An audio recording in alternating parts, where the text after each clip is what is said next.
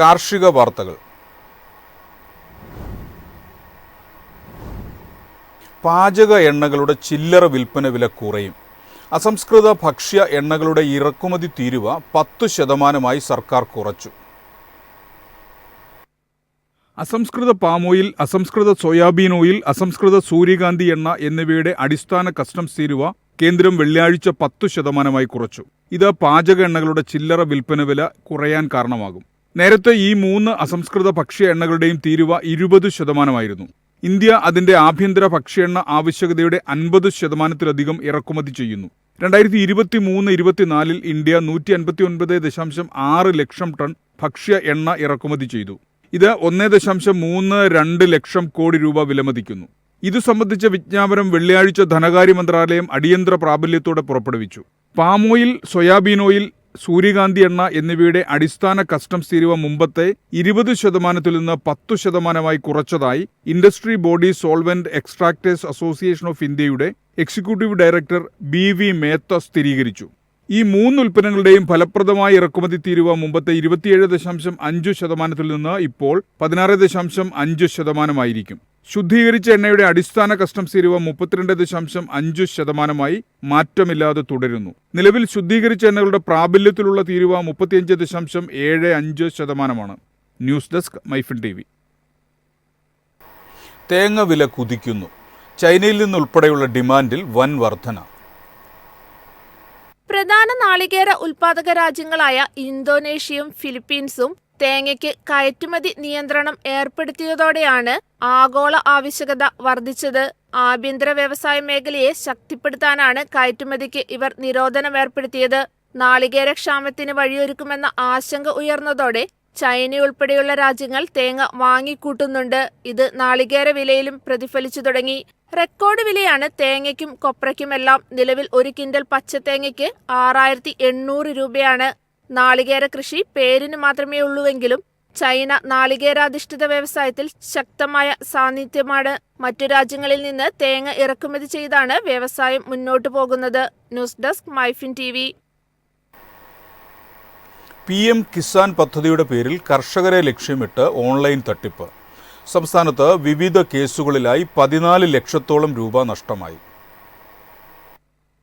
പാലക്കാട്, മലപ്പുറം ജില്ലകളിൽ നിന്നായി 15ഓളം പരാതികളാണ് സൈബർ പോലീസിന് ലഭിച്ചത്. PM കിസാൻ യോജനയെക്കുറിച്ച് വിവരിക്കുന്ന സന്ദേശവും ഒപ്പം ആപ്ലിക്കേഷൻ ഫയലും വാട്സപ്പിലൂടെ പ്രചരിപ്പിച്ചാണ് തട്ടിപ്പ്. ആപ്ലിക്കേഷൻ ഫയൽ ഇൻസ്റ്റാൾ ചെയ്യുന്നതോടെ ഫോണിന്റെ നിയന്ത്രണം ലഭിക്കുന്ന തട്ടിപ്പുകാർ ഉപയോക്താവിന്റെ ബാങ്ക് അക്കൗണ്ടിൽ നിന്നും പണം പിൻവലിക്കുകയാണ്.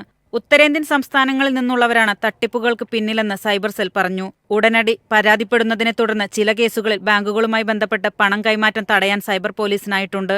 സാമൂഹിക മാധ്യമങ്ങളിലൂടെ ഇങ്ങനെ ലഭിക്കുന്ന APK ഫയലുകൾ ഡൗൺലോഡ് ചെയ്യുകയോ ഇൻസ്റ്റാൾ ചെയ്യുകയോ ചെയ്യരുതെന്ന് സൈബർ പോലീസ് മുന്നറിയിപ്പ് നൽകുന്നു. ഓൺലൈൻ സാമ്പത്തിക കുറ്റകൃത്യങ്ങൾക്ക് ഇരയാവുകയോ ശ്രദ്ധയിൽപ്പെടുകയോ ചെയ്താൽ 1930 എന്ന നമ്പറിൽ ബന്ധപ്പെടാം. News desk MyFin TV.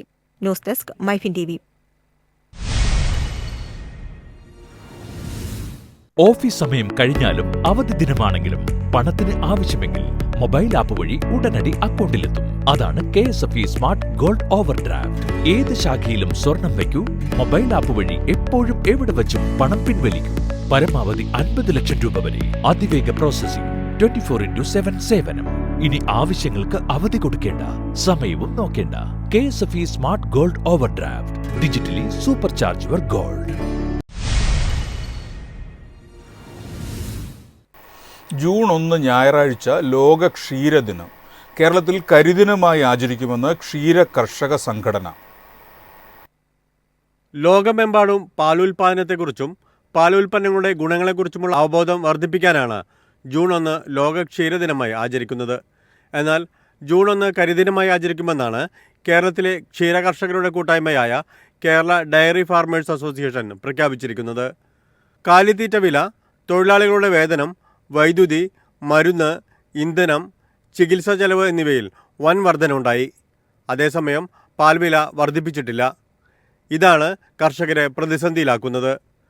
പാലിന് സംഭരണ വില 70 രൂപയായി വർദ്ധിപ്പിക്കുക, പാലിൻ്റെ വില നിശ്ചയിക്കുന്ന ചാർട്ട് പരിഷ്കരിക്കുക എന്നീ ആവശ്യങ്ങളാണ് ക്ഷീരകർഷകർ മുന്നോട്ട് വയ്ക്കുന്നത്.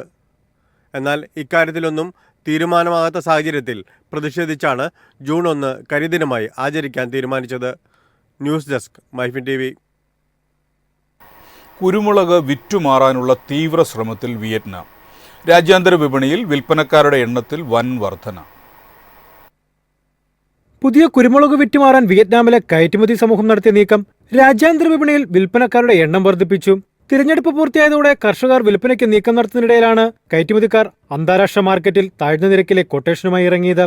വിപണി പിടിക്കാനുള്ള കയറ്റുമതിക്കാരുടെ ശ്രമം ഇതര ഉൽപ്പാദന രാജ്യങ്ങളെ വിപണിയിൽ സജീവമാക്കി. വിയറ്റ്നാം ഉൽപ്പന്ന വില ടണ്ണിന് $6,500 വരെ താഴ്ത്തി വാഗ്ദാനം ചെയ്തു. മാസാരംഭത്തിൽ $7,200 വരെ ആവശ്യപ്പെട്ട അവരുടെ മനം മാറ്റം കണ്ട് ഇന്തോനേഷ്യയും മലേഷ്യയും ബ്രസീലും കുരുമുളക് വിലയിൽ കുറവ് വരുത്തി. രാജ്യാന്തര മാർക്കറ്റിൽ ഇന്ത്യൻ നിരക്ക് ടണ്ണിന് $8,300 ആണ്. കൊച്ചി വിപണിയിൽ ചരക്ക് വരവ് ഗണ്യമായി കുറഞ്ഞതോടെ വിലയിടിവിന്റെ ആക്കം കുറഞ്ഞെങ്കിലും ഒരു കുതിച്ചുചാട്ടത്തിനുള്ള സാഹചര്യം തെളിഞ്ഞിട്ടില്ല. അൺഗാർബിൾഡ് 66,500 രൂപയിലാണ് വ്യാപാരം. News desk MyFin TV. Monsoon കനത്തതോടെ തേയിലയുടെ ആവശ്യം കുറഞ്ഞു. ലേലകേന്ദ്രങ്ങളിൽ വിൽപ്പനയിൽ കനത്ത ഇടിവ്.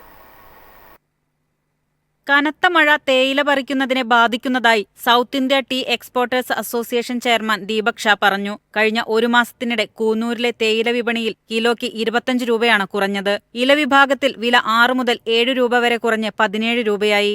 കൊച്ചി ലേലങ്ങളിലും വിലയിൽ ഇടിവ് രേഖപ്പെടുത്തി. CTC ഡസ്റ്റ് 64% വിൽപ്പന രേഖപ്പെടുത്തിയത്. ഓർത്തഡോക്സ് തേയിലയ്ക്ക് ഗൾഫ് രാജ്യങ്ങളായ ഇറാൻ, ഇറാഖ്, ടുണീഷ്യ എന്നിവിടങ്ങളിൽ നിന്നും കാര്യമായ അന്വേഷണങ്ങളുണ്ട്.